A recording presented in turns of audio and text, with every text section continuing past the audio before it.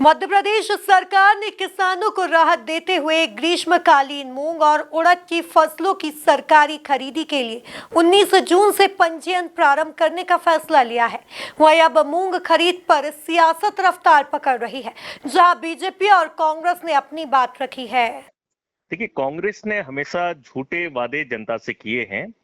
2018 में भी कांग्रेस लोन माफ करने को लेकर जनता से वादे किए और इस तरीके से सत्ता में आने का एक प्रयास किया था। लेकिन मुझे लगता है भारतीय जनता पार्टी की सरकार, मध्य प्रदेश की सरकार, केंद्र की सरकार किसानों के लिए समर्पित सरकार है। जैसा कि आपने देखा कि मध्य प्रदेश सरकार ने निर्णय लिया है कि मूंग की खरीदी में ये मिनिमम सपोर्ट प्राइस उन्होंने एक तय किया है। मुझे क्या लगता है, इससे जो किसान के जो उपज इस पे कर रहे हैं, उन्हें जो नुकसान हो रहा था, वो हमें लगता है कहीं ना कहीं उससे बेनिफिट होगा और किसानों की आय भी इससे बढ़ेगी। कांग्रेस क्या कर रही है? जमीनी स्तर पर कांग्रेस ने अपना पूरा स्तर खो चुकी है, इसलिए वह जुमलेबाजी कांग्रेस करती रहती है। बाकी किसानों के बीच में उनका किसी प्रकार का कोई योगदान नहीं है किसानों की आय बढ़ाने को लेकर।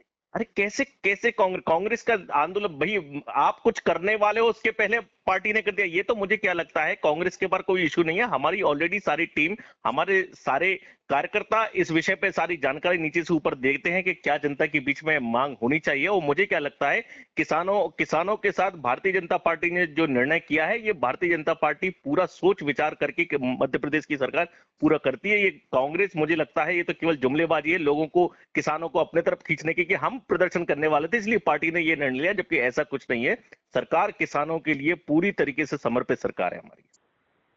जी, मैं इसमें माननीय हमारे प्रदेश अध्यक्ष जीतू पटवारी जी और नेता प्रतिपक्ष उमंग सिंघार जी को बधाई देना चाहूंगा, जिसने इस सरकार को विवश करा, लगातार सतत आंदोलन करके मीडिया में अपनी बात उठाकर, किसानों की बात उठाकर कि मूंग को समर्थन मूल्य पे आपको खरीदना ही पड़ेगा। अब जाके सरकार ने मन बनाया है कि 8,768 रुपए में किसानों की मूंग खरीदी जाएगी। अभी तक खुले बाजार में वो 5,000-5,500 के दाम उनको मिल रहे थे, जिसमें उनकी लागत तक वापस नहीं मिल रही थी।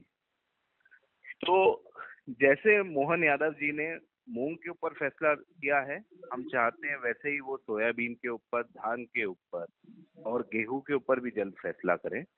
और हमेशा विपक्ष कांग्रेस पार्टी किसानों की मजबूती से आवाज उठाती रहेगी। अच्छा, भारतीय जनता पार्टी कम से कम किसानों को श्रेय दे रही है, तो किसान तो पिछले 2 महीने से मांग कर रहे थे। आपको इतनी देर क्यों हो गई?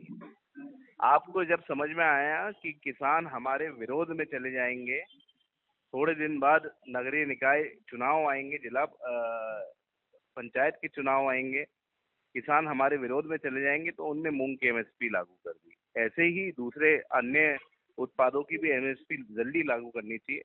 अब श्रेय चाहे किसानों को मिले या कांग्रेस को मिले, हम चाहते हैं कि किसानों के हित में काम हो और वो उससे हो गया है।